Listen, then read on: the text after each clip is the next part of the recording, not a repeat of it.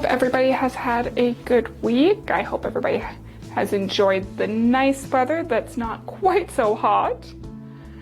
As per usual, we're going to do 2 sets of yoga poses and then do another round of deep breathing and then head over for our story, which I do hope you'll enjoy tonight.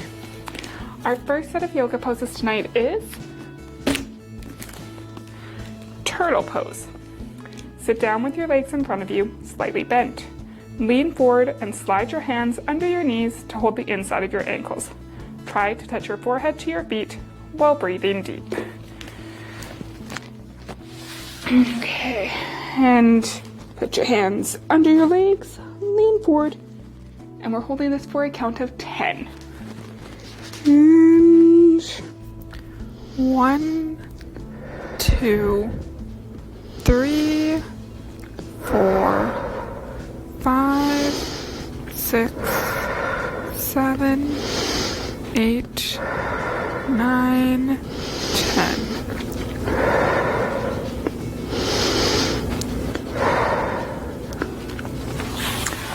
All right, and then the bridge pose. Lie on your back with your knees bent and your feet flat on the ground, with your toes pointing straight forward. Check that your knees are hip width apart. Rest your arms down alongside your body with your palms facing down. See if your fingers can touch the back of your heels.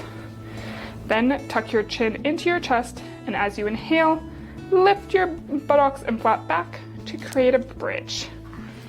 All right.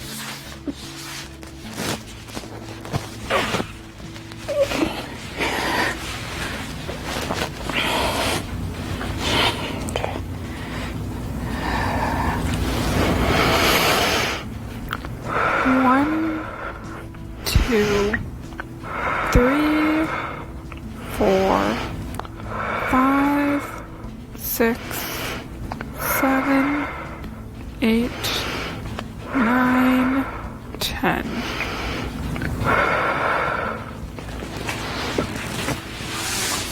All right. And our second set of yoga poses tonight is Cobra pose and downward facing dog. So with Cobra pose, lay on your tummy with your legs stretched out behind you. Place your palms beside your shoulders on the ground. Press into your palms and begin to lift your upper body. Gently lift your head, chest, and shoulders off the ground. Look up to the ceiling and then straight ahead. Make sure your neck and arms remain straight. So,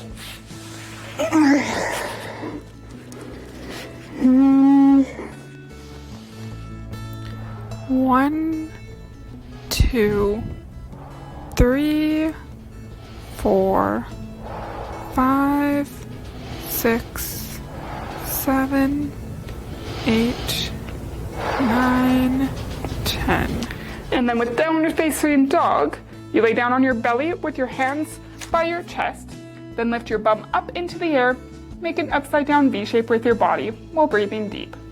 And what I love about doing this set is I can go from one right into the other.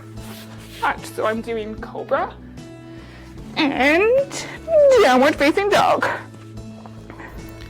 1, 2, 3, 4, 5, 6, 7, 8, 9, 10.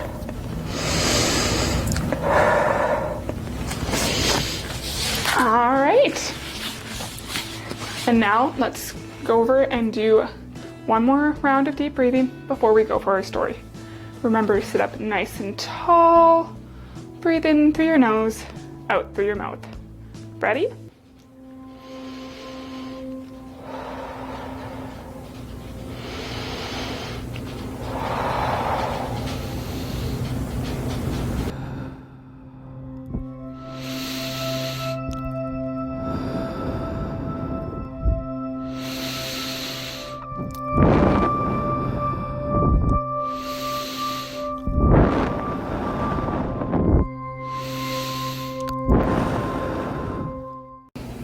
Are you guys nice and relaxed after the yoga?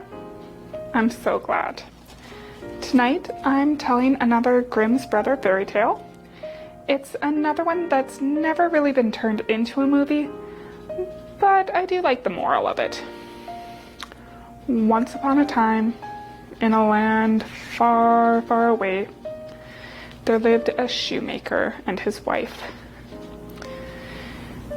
Unfortunately, the shoemaker, by no fault of his own, it was just the way things went, had become so poor that at last he had nothing left but leather for one pair of shoes. So in the evening, he had cut out the shoes which he had wished to begin to make the next morning, and he went and lay down quietly in his bed and fell asleep. In the morning, he had just woken up, had some breakfast, and when he sat down to work, he noticed that the two shoes stood quite finished on the table. He was astounded and knew not what to make of it. He took the shoes in his hands to observe them closer, and they were so neatly made that there was not one bad stitch in them, just as if they were intended for a masterpiece. Soon after, a buyer came in, and as the shoes pleased him so well, he paid more for them than was customary. And with the money, this shoemaker was able to purchase leather for 2 pairs of shoes. He cut them out that day and left them on the table overnight. And the next morning was about to set to work with fresh courage, but he had no need to do so, for when he got up, they were already made, and buyers also were not wanting, who again gave him more money than he was planning on charging. And it was enough for him to buy leather for 4 pairs of shoes. Well, he set to work cutting them all out, but again, he was going to wait till morning to sew them together just to have a little bit better light. And the following morning, he found the 4 pairs made, and so it went on constantly. What he cut out in the evening was finished by the morning, and soon he had his honest independence again, and became a comfortably wealthy man. Now, it befell that one evening, not long before Christmas, when the man had been cutting out pairs of shoes, he said to his wife, who was going to bed, "What think you if we were to stay up tonight and see who lends us their helping hand?" His wife quite liked this idea, and so they hid in the shoemaker's shop behind some cloaks and watched and waited. Shortly after the clock chimed midnight, 2 pretty little naked men came, sat down at the shoemaker's table, took all the work that was cut out before them, and began to stitch and sew and hammer so skillfully and so quickly with their little fingers that the shoemaker could not turn his eyes away for astonishment. They did not stop till it was all done, and which was almost the break of dawn, and stood finished on the table. And then they ran quickly away. Wow. That morning, the wife said to her husband, "Those little men have made us rich, and we really must show we are grateful for it. They run about so and have nothing on, and must be very cold. I'll tell you what I'll do. I will make them little shirts and coats and vests and trousers, and knit both of them a pair of stockings, and you shall make them 2 little pairs of shoes." The shoemaker said, "I shall be very glad to do it." and they set to work. A few nights later, when everything was ready, they laid their presents all together on the table instead of the cutout work, and then concealed themselves again to see how the little men would behave. At midnight, they came bounding in and wanted to get to work at once.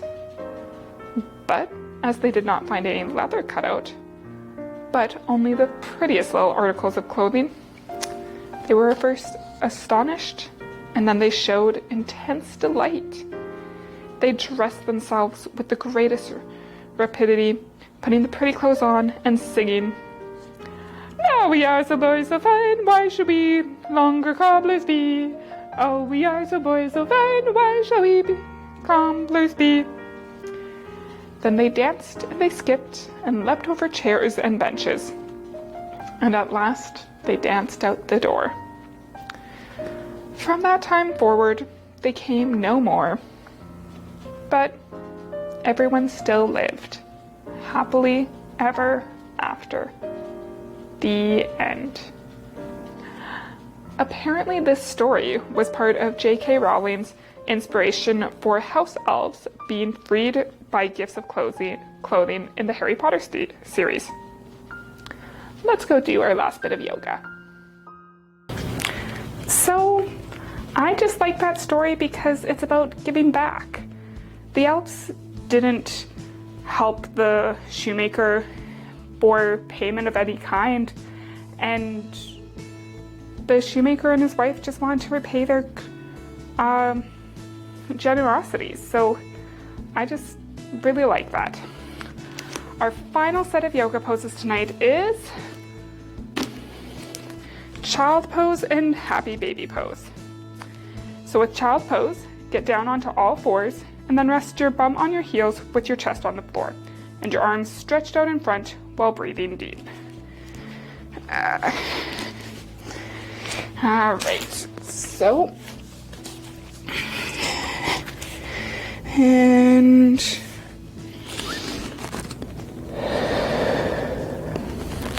1, 2, 3, 4, 5, 6, 7, 8, 9, 10.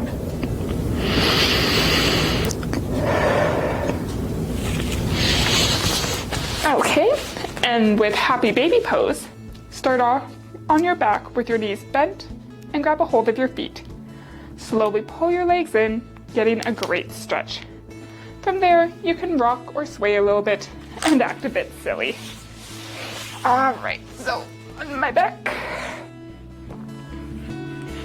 And legs up and pull them in. And 1, 2, 3, 4, 5, 6, 7, 8, 9, 10.